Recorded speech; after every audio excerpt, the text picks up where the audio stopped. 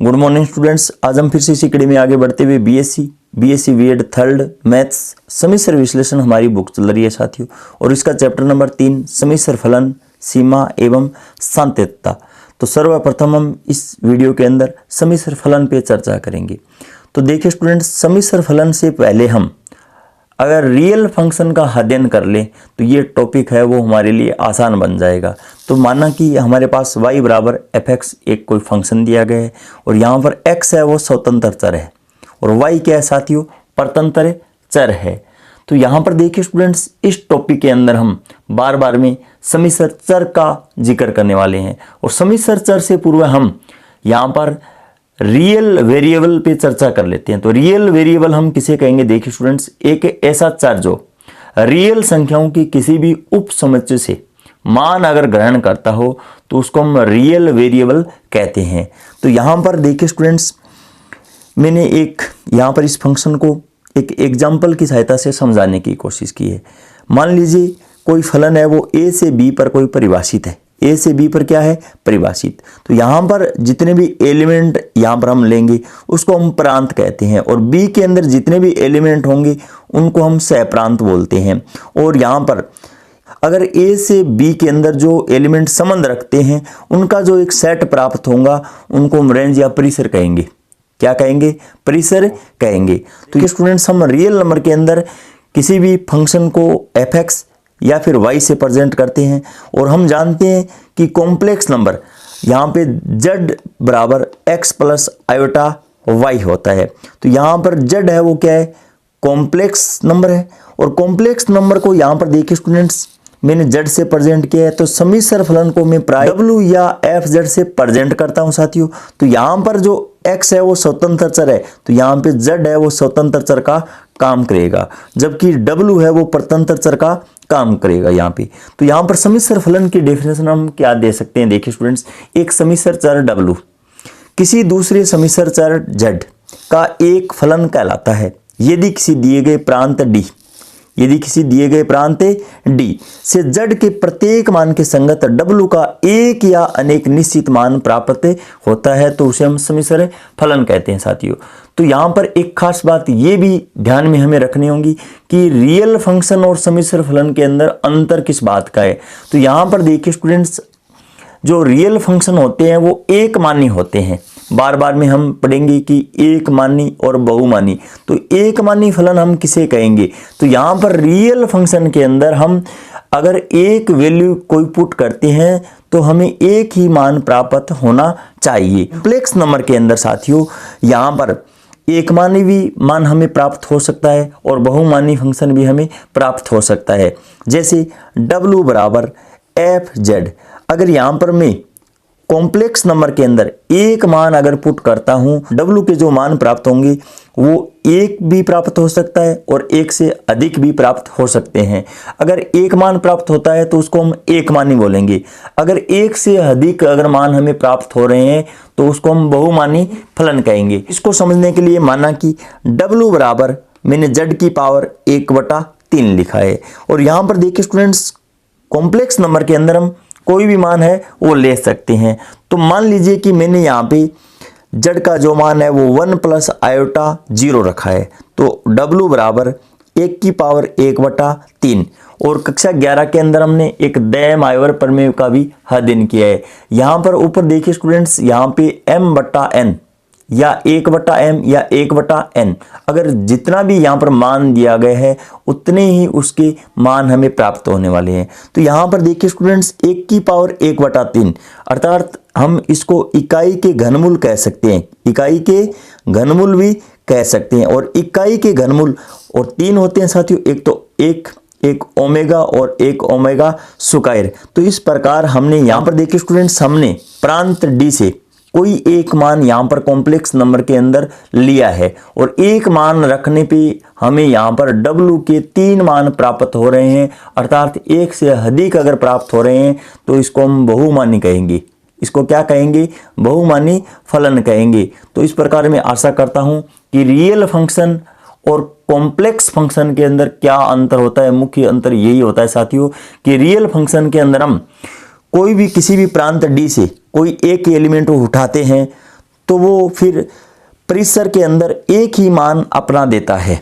जबकि complex function के अंदर अगर हम किसी भी प्रांत डी से एक कॉम्प्लेक्स नंबर उठाते हैं तो हो सकता है कि एक मान भी प्राप्त हो जाए, हो सकता है कि इसके अनेक मान भी प्राप्त हो सकते हैं। तो यहाँ पर यही सम्मिश्र फलन के अंदर बताया गया है।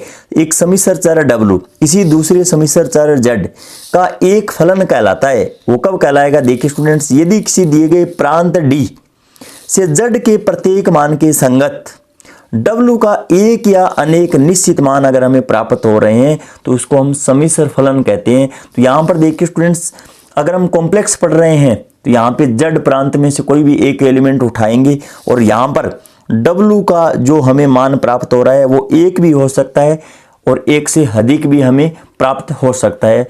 तो यहाँ पर मैं आशा करता हूँ कि सम्मिश्र फलन किसे कहेंगे, एकमानी बहुमानी फंक्शन किसे कहेंगे, ये सभी बातें हैं वो आपको समझ में आ चुकी है।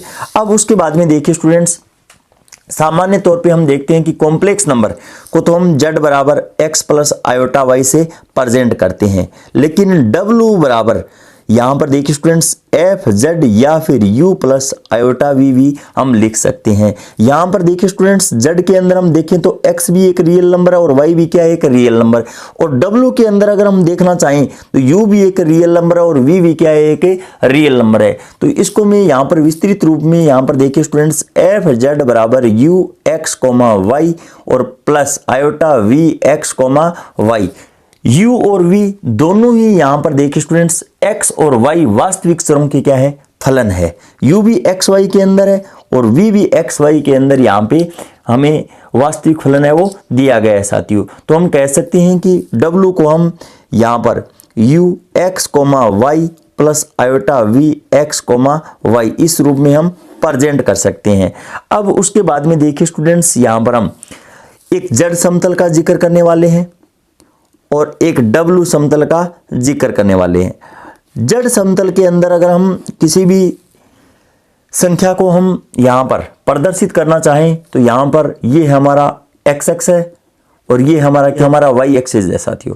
तो यहाँ पर मान लीजिए z बराबर मेरे पास कोई संख्या कॉम्प्लेक्स के अंदर x प्लस आयोटा y है। समतल के अंदर हम किसी भी बिंदु को किस प्रकार से प्रेजेंट करते हैं तो यहाँ पर देखिए स्टूडेंट्स, ये हमारा u एक्सिस होगा और ये हमारा v एक्सिस होगा।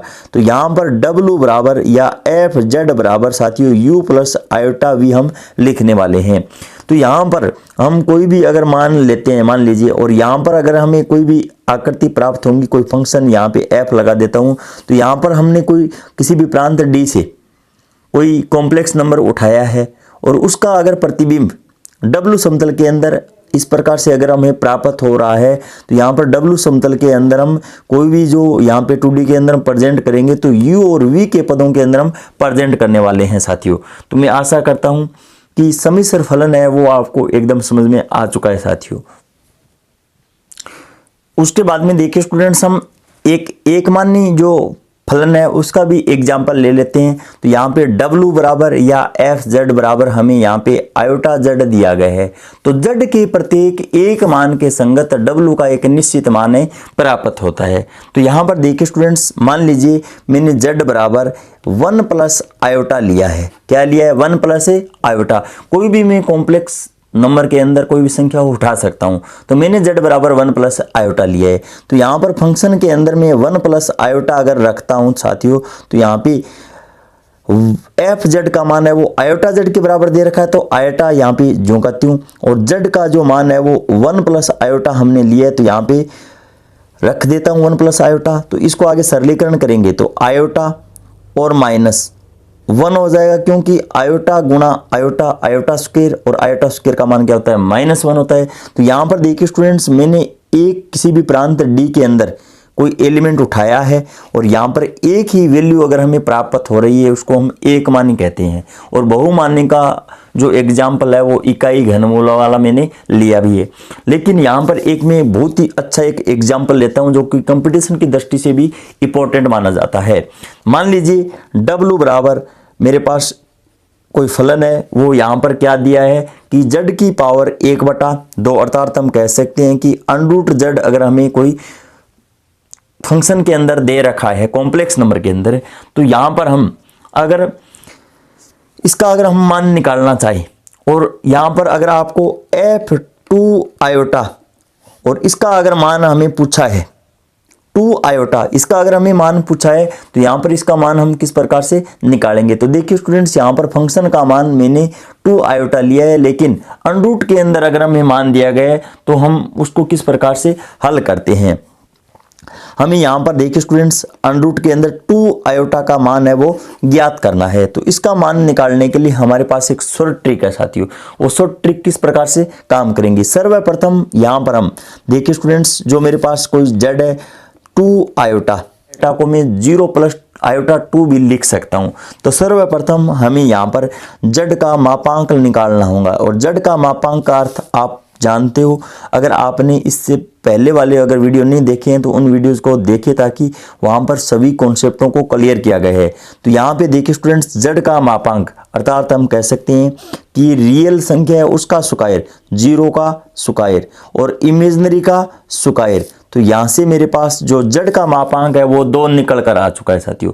जेड का मापांक निकल जाने के बाद में यहाँ पर अंडरूट जेड, और इसका एक फॉर्मूला होता है साथियों, यहाँ पर हमें सदैव प्लस माइनस का चिन्ह लिखना है। उसके बाद में यहाँ पर ब्रैकेट और यहाँ पर ब्रैकेट, उसके बाद में यहाँ पर प्लस आयोटा और यहाँ पे ब्रैकेट और यहाँ पे ब्रैकेट। इस तरीके से ब्रैकेट लगाने के बाद में और यहाँ पे अंडरूट लगाना होगा और यहाँ पे भी हमें अंडरूटे लगाना होगा साथियों। अब उसके बाद में यहाँ पर जेड का जो मापांक है उसको लिख देते हैं और जेड का जो मापांक है उसका मान हमारे पास 2 है साथियों। तो यहाँ पर भी मैं 2 लिख देता हूँ और यहाँ पर भी 2 लिख देता हूँ। उसके बाद में देखिए स्टूडेंट्स, यहाँ पर हमें धन चिन्ह लगाना होगा और यहाँ पर हमें ऋण चिन्ह लगाना होगा।